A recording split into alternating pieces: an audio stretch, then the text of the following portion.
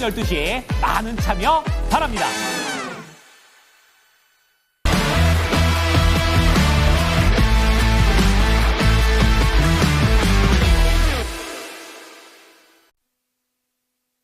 네, 이슈 딥다이브 들어가겠습니다. 루크투자연구소 임순재 대표 나와주셨고요. 타이탄 파트너스의 윤여민 이사도 함께하겠습니다. 두 분 안녕하세요. 안녕하십니까. 네, 오늘도 두 가지 주제 자세하게 깊이 들어가서 보겠습니다. 첫 번째 주제 같이 확인해 보시죠. 요 단어 요즘에 많이 들으시죠? ASIC, 네, 주문형 반도체입니다. 브로드컴이 최근에 엔비디아 대항마 다크호스로 부상이 되면서 요 단어 유독 좀 많이 들리고 있고 관련주들도 시세가 굉장히 강합니다. 먼저 윤여민 이사님, ASIC이 뭔가요? ASIC?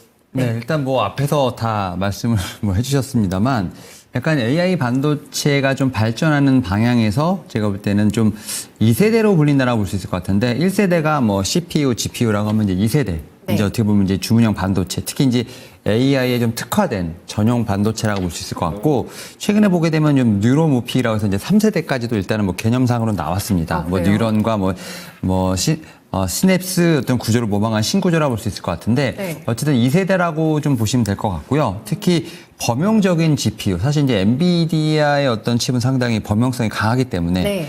어떻게 보면 좀 대부분의 어떻게 보면 모든 분야에 좀 쓰인다라고 보게 된다고 하면 이런 ASIC 같은 경우는 오히려 딱 어떻게 보면 이제 맞춤형이라고 보시면 될 것 같고, 그런 측면에서 봤을 때 뭐 성능이라든지 뭐 전력도 좀 상당히 효율적으로 높다라고 좀 말씀드릴 수 있을 것 같은데, 사실 최근에 보게 되면 이제 AI 반도체 쪽에서 보게 되면 엔비디아의 어떻게 보면 독주 강세가 상당히 강했었습니다만, 그러한 가운데 최근에 좀 이런 좀 이제 대항마라고 좀 볼 수도 있을 것 같아요. 엔비디아의 너무 이제 독주에 대한 부분에 좀 대항마로서 나타난 것이 어떻게 보면 이런 주문형 반도체가 아닐까라는 좀 생각을 하고 있고요. 네. 그와 관련돼서 사실은 이 ASIC 쪽에서 어떻게 보면 좀 50에서 60% 이상 좀 점유율을 가장 많이 갖고 있는 브로드컴에 관련된 뉴스들이 조금씩 나오고 있고, 여기에 또 3분기 실적과 관련된 부분에서 좀 약간 아웃퍼폼한 모습이 나오면서 확실히 시장에서 봤을 때 어떤 수급이라든지 시장의 관심이 약간 좀 브로드컴 쪽으로 쏠리는 모습이 나온다라고 볼 수 있을 것 같고, 여기에 대해서 이제 브로드컴 같은 경우는 뭐 구글이라든지 메타와 함께 좀 협업한다는 얘기가 나오면서 빅테크들도 좀 움직이는 모습이 나온다라는 측면을 좀 봐야 되지 않을까 생각을 하고 있고, 그러한 측면에서 봤을 때 지금 뭐 이 브로드컴, 마벨 테크놀로지가 최근에 이제 3분기에 좀 실적 혹은 뭐 이제 상승세에 나오면서 오히려 엔비디아가 살짝 좀 이제 내려오는 모습이 좀 나오고 네. 있는데, 뭐 그렇다고 해서 제가 볼 때는 트렌드가 완벽하게 이로 넘어갔냐라고 좀 물어보게 된다고 하면, 일단 저는 그 안에서 순환매가 분명히 돌고 있지 않나라고 좀 생각을 합니다. 특히 이제 엔비디아 같은 경우는 블랙을에 대한 제가 볼 때는 어떻게 보면 숫자, 특히 실적과 관련된 부분들을 저는 뭐 내년부터 본격적으로 확인할 수 있는 상황이기 때문에 오히려 제가 볼 때는 그 안에서 시속 게임을 한다라고 좀 생각이 들고 있고요. 다만 이제 브로드컴이라든지 이제 어떻게 보면 이 마벨 테크놀로지의 어떤 반등과 함께 최근에 떠오르고 있는 게 결국 이제 맞춤형에 대한 부분들, 뭐 이런 부분이 좀 이제 어쨌든 키워드로 돌아가는 상황에서, 또 아이러니하게도 삼성전자의 어떤 파운드리 수율과 관련된 부분들이 또 새롭게 올라오고 있는 상황이거든요. 네. 물론 이제 TSMC가 지금 3나노, 여기에 대해서 2나노까지 막강한 수율을 좀 가지고 있습니다. 3나노도 거의 90% 이상, 2나노도 거의 60%까지 맞췄다는 얘기가 나오고 있기 때문에, 특히 TSMC 같은 경우 내년에 2나노에 대한 수율을 더 올려서 이제는 좀 공급을 하겠다는 얘기가 나오는 상황에서, 삼성전자가 특히 이제 자사 칩이죠. 그 엑시노스 2500에 관련된 부분을 뭐 내년에 탑재할 수 있겠다라는 얘기가 나오고 있습니다. 특히 3나노의 수율을 그래도 자체적으로 한 50에서 60%까지 끌어올린 상황이기 때문에, 이러한 제가 볼 때는 맞춤, 파운드리, 여기에 또 이제 이런 맞춤형 반도체, 이런 것들이 다 이제 키워드가 좀 다 믹스가 되면서 최근까지 엄청나게 시장에서 소외가 됐었던 반도체 소부장 섹터 중에서 네. 뭐 파운드리, 뭐 팹리스, IP 관련된 종목들이 지난주부터 이번 주 시장 대비 그래도 좀 아웃퍼폼하는 모습이 나오고 있다라고 좀 생각이 듭니다. 이에 따라서 지금 반도체 소부장, 특히 이제 우리나라 반도체 시장에서 보게 된다고 하면 이런 좀 키워드에 따른 뭐 유리기판부터 시작해서 어떤 이런 파운드리, 맞춤형, 뭐 이런 좀 키워드들이 좀 돌면서 관련된 종목들이 움직이고 있는 상황이기 때문에, 이런 브로드컴이라든지 마벨 테크놀로지 어떤 반등과 함께 그 밑에서 좀 어떻게 보면 움직이는 낙수 효과를 보는 종목들에 대한 저는 관심도 분명히 필요하지 않을까. 다만 엔비디아의 시세가 끝났다고 말하는 것은 아니기 때문에 이 안에서 또 순환매도도 같이 한번 찾아보는 어떤 그런 움직임도 필요하지 않을까 생각하고 있습니다. 엔비디아가 끝날 것은 아니나 확실히 브로드컴의 경쟁력이 올라가는 것은 맞습니다. 그리고 브로드컴 CEO가 향후 3년간은 AI에 그냥 집중해서 매출을 내겠다라고 딱 이렇게 발언을 했거든요. 그리고 빅테크 3곳과 실제로 AI 칩을 지금 개발하고 있는 상태에 굉장히 큰 화제거리가 되면서 낙수효과 본 종목들 우리 시장에도 이번 주 꽤 있었습니다. 임순재 대표님은 이 이슈 어떻게 지켜보고 계신지 들어볼까요? 네, 뭐 AI 시장 지금 AI식 같은 경우 뭐 옛날서부터 이게 없던 게 아니라 새로 만드는 게 아니고요. 기존에 있었던 이제 주문형 반도체인데 이 주문형 반도체가 그 기존에는 뭐 좀 이제 그 난이도가 좀 낮은 그런 상황이었다가 이제는 AI 쪽으로도 이제 확대되고 있다라는 그런 이제 관점에서 보셔야 되지 않을까 싶습니다. 특히 기존에 이제 GPU, 그러니까 엔비디아를 이제 생각을 하시면 이건 생성형 AI 쪽에 특화되어 있다라고 보시면 될 것 같고요. 그렇지만 이제 생성형뿐만 아니라 이제 생성형에서 이제 향후에 파생되는 게 추론형 AI가 되는데 이런 추론형 AI 같은 경우는 이렇게 이제 주문형 각 회사마다 필요로 한 그런 칩들이 별도로 있기 때문에 이런 이제 주문형 반도체를 만드는 그런 설계 기업들한테 관심이 이제 확대되고 있다라고 보시면 될 것 같습니다. 그러니까 시장이 바뀌었다라기보다는 시장이 확대되고 있다라는 관점으로 접근을 해보시는 게 더 맞지 않을까라는 생각을 해보고 있고요. 이렇게 주문형 반도체에 대한 아마 시장 규모는 지금보다 더 확대가 될 걸로 예상이 되고 있습니다. 이렇게 그리고 이제 각 기업들마다 이제 별도의 이런 이제 주문형 반도체를 이제 만들 걸로 예상이 되고 있고요. 그렇다라고 하게 되면 주문형 반도체를 만드는 기업들, 뭐 대표적으로 이제 파운드리 관련된 기업들이 상대적으로 수혜를 입을 가능성이 커 보인다라고 생각을 하고 있습니다. 파운드리 업체에서 기회를 보시지 않을까 싶습니다. 지금 뭐 미국에서 이렇게 공격적으로 움직이고 있다 보니까 뭐 중국이나 일본 쪽에서도 대표님 움직임이 강한 걸로 알고 있는데 뭐 바이트댄스도 이쪽에 투자 굉장히 많이 한다고 하더라고요, 지금. 네, 그렇죠. 어차피 이 AI식 같은 경우는 이제 이런 보면 전부 다 지금 꽂혀 있으신 게 AI 쪽에 이제 꽂혀 있다라고 보시면 되는데. 꽂힌 것 같아요. 네, 뭐 AI뿐만 아니라 뭐 어두운 데든 다 쓰입니다. 뭐 쉽게 얘기해서 컴퓨터에도 쓰이고요. 가전제품에도 다 이 주문형 반도체가 들어가고요.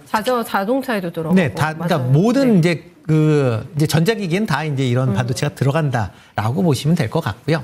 이런 이제 반도체 이렇게 이제 주문형 반도체 같은 경우에는 대부분 지금 이제 나노 기준으로 이제 최첨단 공정이냐 아니면 레거시 공정이냐에 따라 달라집니다. 뭐 10나노 이상으로 이제 되는 공정과 그 이하의 공정으로 나누어진다라고 보면 10나노 이상 되는 공정에서 지금 중국 업체들의 투자가 활발히 이루어지고 있는 상황입니다.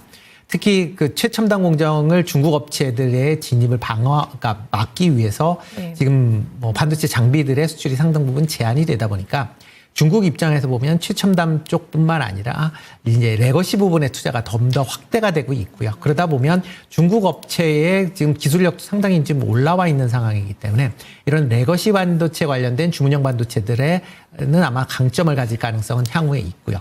다만 이제 최첨단 관련된 부분, 뭐 7나노 이하로 지금 본다라고 하게 되면 글로벌에서 만들 수 있는 회사가 지금 2군데밖에 없습니다. TSMC와 삼성전자밖에 없는 거고요. 이런 부분은 이제 별도로 시장이 새롭게 이제 좀 더 이런 이제 AI 추론형 AI가 확대가 되면서 관련된 이제 시장이 좀 더 확대될 가능성은 있다라고 보시는 게 맞지 않나 싶습니다. 네. 그렇군요. 네, 반도체 업계에서는 정말 치열하게 불꽃 튀기는 격전지가 될 것 같습니다. 여기에서 낙수 효과를 볼 수 있을 만한 핵심 종목들 궁금하시죠? 네, 두 분의 탑픽 종목 확인하겠습니다. 네, 먼저 이사님께서 가져오신 종목은 어떤 종목일까요? AD 테크놀로지 선택을 하셨고요. 요즘에 참 이쪽 강한 종목 많은데, 네, 대표님의 종목은 에이징 랜드 뜨끈뜨끈한 종목 가지고 오셨습니다. 이사님은 눌림목이 굉장히 깊은 종목을 개타셨네요. AD 테크놀로지는 조정폭 굉장히 깊은데요. 네. 그러니까 디자인 하우스, 그다음에 뭐 IP, 뭐 그다음에 이제 차량용 반도체 관련된 종목들 사실은 이 팹리스와 관련돼서 삼성전자의 뉴스가 올해 거의 없었습니다. 그러다 보니까 거의 연초 뭐 한 3월 정도의 어떤 전고점 대비했을 때 거의 70%에서 80% 이상 다 조정을 받았습니다. 맞아요. 네. 그런 상황에서 지난주부터 좀 말씀하셨던 뭐 브로드컴부터 시작해서 삼성전자의 어떤 이런 파운드리 수율 얘기가 나오면서 지금 12월 9일 대부분 이제 52주 신저가를 찍은 상황에서 보게 된다고 하면 한 30% 정도 지금 올라왔거든요. 네. 그러니까 어떻게 보면은 많이 올랐다라고 생각할 수 있겠습니다만 전고점 대비해서 여전히 70에서 80% 지금 어떻게 보면 조정을 받은 상황이기 때문에 이걸 이제 어떻게 보면 시세로 봐야 되냐라고 좀 보기 너무 민망한 수준이 아닐까라는 좀 생각을 하고 있고 그런 측면에서 이제 좀 저는 이 디자인 하우스 쪽에 대한 어떤 좀 추가적인 상승이 좀 분명히 있지 않을까라는 좀 생각을 하고 있는데 특히 이제 제가 AD 테크놀로지를 좀 골랐던 이유는 뭐 이제 대만의 TSMC 팹을 좀 사용하는 뭐 팹리스 회사이기도 하는 부분도 있고요. 특히 이제 뭐 TV라든지 모바일, IoT 같은 좀 어플리케이션이 좀 다양한 상황이기 때문에 그런 상황에서 좀 디자인 하우스 쪽에서 좀 강점을 가질 수 있지 않을까라는 좀 생각은 하고 있다라고 좀 말씀드릴 수 있을 것 같고요. 또 뭐 최근에 보게 되면 지금 다 같이 올라오고 있습니다. 뭐 에이징랜드라든지 가온칩스라든지 뭐 AD 테크놀로지 다 같이 올라오고 있는 상황이라 볼 수 있을 것 같은데 그 가운데서도 제가 볼 때는 조금 강점을 뭐 TSMC와 좀 같이 좀 갈 수 있는 어떤 그런 부분도 좀 같이 있지 않을까라는 좀 생각을 하면서 탑픽을 한번 좀 말씀드려 볼 수 있을 것 같습니다. 네, 가격적인 부분도 굉장히 여유 있게 봐도 괜찮은 거죠, 상단은? 네, 그렇습니다. 네. 뭐 지금 상황에서 보게 된다고 하면 얼마큼 올라왔냐라고 좀 말하기가 좀 민망하긴 하지만 그래도 좀 가장 두터운 매물대인 25,000원에서 3만 원대 사이 뭐 이 정도까지는 충분히 기술적인 반등은 필요하다라고 좀 말씀드릴 수 있을 것 같습니다. 꽤 넉넉할 것 같습니다. 그것만 뚫어낸다고 해도요. 네, AD 테크놀로지 받고 대표님께서는 요즘에 요 종목 정말 관심 많으시잖아요. 에이징랜드가 지금 9거래일 동안 61%가 시세가 단계적으로 슈팅이 강하게 나왔거든요. 불꽃 슈팅입니다, 지금. 네. 네, 뭐 제가 갖고 온 것도 이제 디자인 하우스죠. 그러니까 이렇게 이제 팹리스의 그러니까 이 반도체가 이제 공정이 이제 미세화 된다라고 하게 되면 이제 반도체를 설계하는 팹리스와 그다음에 반도체를 만드는 파운드리 간에 이런 공정 차이가 발생할 수밖에 없는 거고요. 이런 공정 차이를 이제 조정해 주는 게 디자인 하우스다라고 보시면 될 것 같습니다. 그러니까 이런 뭐 주문형 반도체가 수요가 증가할수록 디자인 하우스에 대한 수요가 같이 증가할 수밖에 없다라고 보시면 될 것 같고요. 특히 이제 반도체 공정이 미세화될수록 디자인 하우스의 중요성이 좀 더 부각이 될 가능성이 있다라고 보시면 될 것 같습니다. 그러니까 뭐 오늘 얘기 나왔듯이 주문형 반도체가 확대가 될수록 이런 디자인 하우스에 대한 뭐 매출이나 이런 부분은 긍정적으로 보실 필요가 있다라고 보여지고요. 특히 이제 에이징랜드 같은 경우는 국내에서 유일하게 TSMC와 계약이 있는 디자인 하우스입니다. 그러니까 국내에서 TSMC에 보내려면 일단 뭐 에이징랜드를 이제 거쳐야 된다라고 보시면 될 것 같고요. 지금 TSMC 같은 경우 파운드리 부분의 점유율이 계속 올라가고 있는 그런 상황입니다. 그만큼 이제 많은 회사들이 TSMC와의 거래를 원하고 있는 그런 상황이고요. 그렇다라고 하게 되면 이렇게 TSMC와의 거래를 위해서는 이런 이제 디자인 하우스가 필요하다라고 하게 되면 이제 에이징랜드가 그만큼 주목을 받을 수밖에 없다라고 보여집니다. 그런 관점에서 최근에 이제 주가가 올랐다라고 보시면 될 것 같고요. 특히 뭐 에이징랜드 같은 경우 지금 2분기, 3분기 실적이 조금 부진한 그런 모습을 보였는데 4분기 이후, 특히 이제 내년 이후서부터는 실적 개선세가 좀 더 두드러질 가능성은 있어 보인다라고 생각을 하고 있습니다. 뭐 그렇기 때문에 그런 관점에서 접근해 보시면 어떨까 싶습니다. 네. 그래도 위쪽에서 보면 이 종목도 눌려 있거든요. 올해 연고점 대비해서는 반토막에 나 있는데 얼마나 더 퍼포먼스 화려하게 나올지요. 네, 한번 같이 기대해 보겠습니다. 두 번째 주제 넘어갑니다. 네, 이번에는 해상풍력 쪽으로 눈을 돌려보겠습니다. 입찰 결과가 나왔거든요. 네, 요 시장이 커질까? 네, 두 분의 답 들어보겠습니다. 이사님 어떻게 보세요? 네, 사실은 지금 이 트럼프 당선인의 이제 어떻게 보면 이 에너지 기조는 네. 약간의 신재생보다는 좀 전통 에너지 쪽에 좀 많이 포커스가 좀 맞춰져 있다라고 한다면 사실 지금 이렇게 해상풍력 혹은 뭐 신재생 에너지 관련된 뉴스가 나오는 것은 저는 이렇게 생각합니다. 그러니까 AI로 촉발된 어떤 전력에 관한 것들은 이제는 뭐 전통이든 신재생 에너지든 어쨌든 좀 제가 볼 때는 전력의 어떤 확보를 위해서는 필요한 부분이 아닐까라는 좀 생각은 하고 있고요.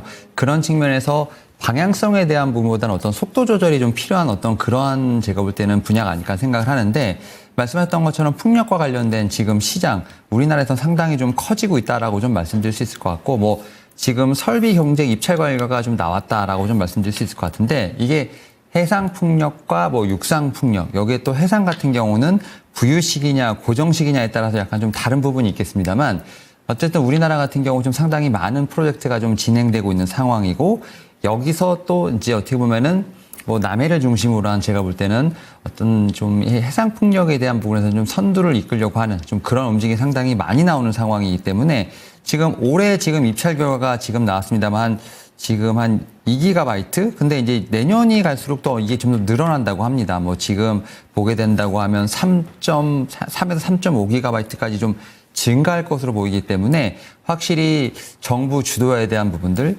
여기에 또 이제 아직까지는 모르겠습니다만 조기 대선으로 해서 어떻게 보면 좀 당이 바뀌게 된다고 하면 결국 이제 그쪽에서도 확실히 신재생 쪽에 대한 어쨌든 그런 물결이 다시 한번 이룰 수 있는 상황이기 때문에 우리나라 자체에 대한 모멘텀을 또 다시 한번 받을 수 있지 않을까 생각을 하고 있고 그러한 측면에서 신재생 에너지에 대한 어떤 탄력을 받을 수 있는 부분이 있지 않을까라는 좀 생각은 하고 있는데요. 다만 이제 이런 종목들을 보게 된다고 하면 사실은 좀 관련된 종목들이 좀 많이 눌렸던 건 사실입니다. 어떻게 보면 시장에서 좀 많이 소외가 됐던 부분도 있겠습니다만 관심이 아예 없었던 거죠. 네, 아예 없었다라고 생각이 들고 있고요. 그런 측면에서 오히려 앞에서 말씀드렸던 이런 디자이너스와 마찬가지로 네. 최근에 좀 바닥에서 조금 움직임이 있는 부분들 하지만 이런 종목들에 대한 어떤 옥석가리가 지금 시장에서는 필요하지 않을까라는 좀 생각을 하면서 오히려 이제 지금 상황에서 보면 이렇게 해상 풍력, 특히 이제 해상과 관련된 것뿐만 아니라 최근에는 이런 부분들이 어떤 플랜트와 또 전선과 변압 이런 쪽하고 좀 같이 연결이 되는 상황이기 때문에 이러한 좀 범위를 넓히는 것도 제가 볼 때는 매매에 좀 도움이 되지 않을까 생각을 하면서 지금 입찰에 대한 결과 여기에 따른 관련주들 중에서 또 이제 좀 다양한 분야들이 많이 좀 쓰일 것으로 보이고 있기 때문에 이런 부분이 또 전력 인프라와 또 연결될 수 있다는 점 이런 부분까지 좀 같이 한번 체크해보시면 어떨까라고 좀 생각하고 있습니다. 그럼 잠시 후에는 전력 인프라 쪽에서 주시겠어요? 종목? 네, 약간 좀 전력 쪽하고도 좀 같이 연관이 있는 종목 한번 좀 찾아보는 게 어떨까 생각하고 있습니다. 그렇군요. 이 입찰 결과가 나오면서도 탈락을 했다고 하는데 유니스는 또 굉장히 파장이 크네요. 주가가 21% 넘게 급락을 하고 있습니다. 이 결과가 나오고 나서 증권가에서는 국내 해상풍력 시장이 굉장히 커질 거다. 대표님 이렇게 전망이 나왔거든요. 그리고 반 트럼프긴 합니다. 신재생이. 하지만 국내로 봤을 때는 정권이 교체될 가능성이 높다. 이러면 또 신재생에 관심을 많이 가지실 거거든요. 해상풍력 쪽 어떻게 보세요? 네, 뭐 일단 해상 풍력이 이제 확대가 될까, 신재생 에너지 전체가 확대가 된다라는 관점에서 보셔야 될 것 같고요.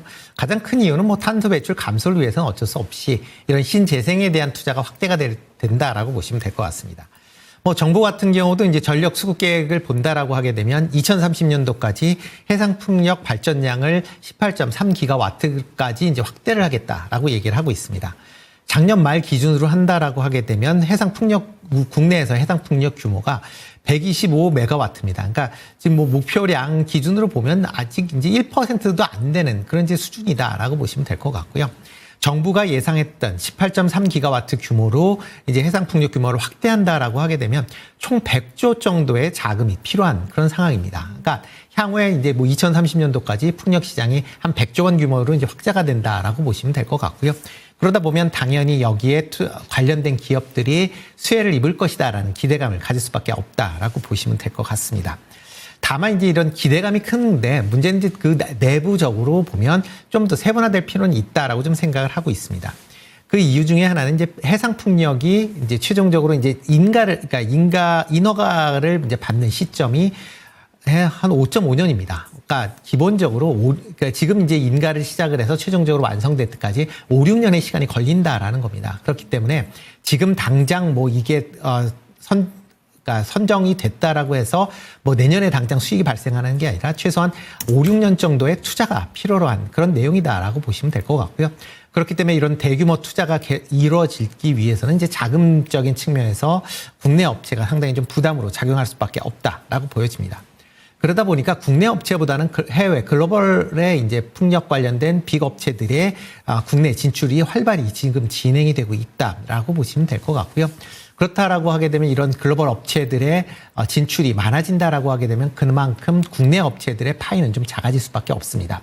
특히 글로벌 업체에 이제 뭐 하청을 받는다든가 하는 형태로 뭐 참여를 할 가능성이 좀 높고요. 물론 자체적인 이제 그러니까 자체적인 사업으로 진행하는 회사들도 있겠지만 그 규모는 생각보다 그렇게 크지 않을 가능성도 있기 때문에 그런 점도 투자하실 때 좀 유의해 보셔야 되지 않을까 싶습니다. 그러네요. 그게 또 이제 포인트가 될 것 같은데 조금 아쉬운 대목이 또 있습니다만 이 안에서 기회를 볼 종목은 분명히 있을 것 같거든요. 네, 두 분의 탑픽 종목을 확인해 보시죠. 네, 먼저 이사님 종목 공개합니다. LS 마린 솔루션 오늘 강한데 가지고 오셨고요. 대표님 종목은 어떤 종목일까요?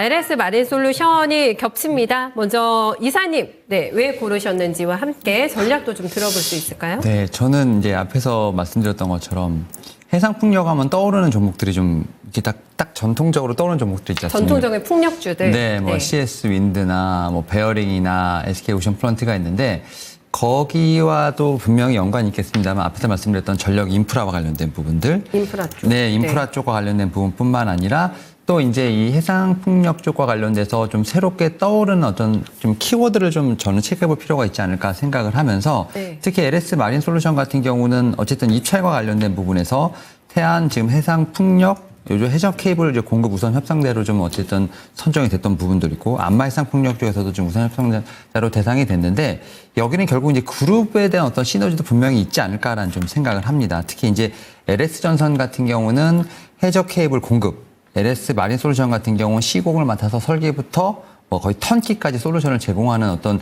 그러한 그룹의 시너지가 있는 상황이기 때문에 오히려 제가 볼 때는 좀 LS 마린 솔루션 같은 경우가 조금 더 새로운 키워드로서 해상 풍력과 좀 결을 좀 같이 할 수 있지 않을까라는 좀 생각을 하면서 오늘 저는 이제 관련된 종목 중에서 탑픽으로 한번 좀 말씀을 드려볼 수 있을 것 같습니다. 네, 시장 대비 그렇게 많이 놀리지는 않은 것 같긴 한데 요거는 호흡이 조금 길게 가져가도 될까요, 그러면은?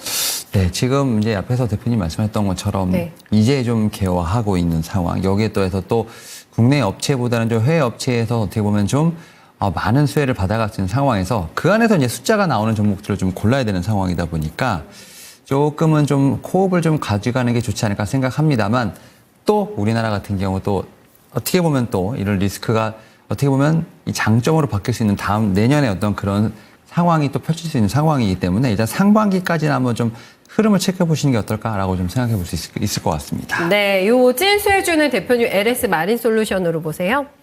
네, 뭐 일단 해상 풍력 발전 관련돼서 이제 밸류체인들이 여러 개가 있습니다. 뭐 대표적으로 디벨로퍼라고 해서 이제 해상 풍력을 뭐 실질적으로 운영을 하는 프로젝트를 담당하는 이제 그런 회사가 있다라고 보시면 될 것 같고요. 뭐 국내에서 본다라고 하게 되면 대표적으로 SK 에코프렌트, 그다음에 한화, 그다음에 현대건설 정도 이제 보시면 될 것 같고요. 그다음에 이제 터빈 관련된 부분, 그러니까 터빈이다라고 하게 되면 이제 그러니까 실질적으로 풍력이 이제 돌아가면서 전기를 생산하는 그런 이제 부분이다라고 보시면 되는데요. 이쪽으로는 뭐 대표적인 회사가 이제 두산 에너빌러티, 그다음에 유니슨, 그다음에 HD 현대일렉트릭이다라고 보시면 될 것 같습니다. 뭐 지금 뭐 화면에서 나오는데요. 네. 이와 더불어 이제 효성중공업도 이제 국내 업체로서는 이제 관심을 가지시면 좋을 것 같고요. 뭐 부품 제조로 본다라고 하게 되면 국내에서 이제 타워 업체들이 비교적 강세를 보이고 있습니다. 대표적으로 뭐 CS 윈드나 동국 SMP, 그다음에 윈 NP 이런 회사들이 이제 대표적이다라고 보시면 될 것 같고 하부 구조물, 그러니까 이게 타워를 이제 지탱하고 있는, 그러니까 특히 해상풍력 같은 경우에는 이제 밑에 부분에 좀 이제 견고하게 타워를 지지하는 그런 이제 구조물을 만들고 있는데요. 대표적으로 이제 SK 오션 플랜트, 그다음에 포스코 ENC 그 정도가 이제 대표적인 이제 회사다라고 보시면 될 것 같습니다. 이와 더불어 이제 해적 케이블, 뭐 오늘 같은 경우도 지금 같이 이제 겹쳐져 있는 그런 상황인데요.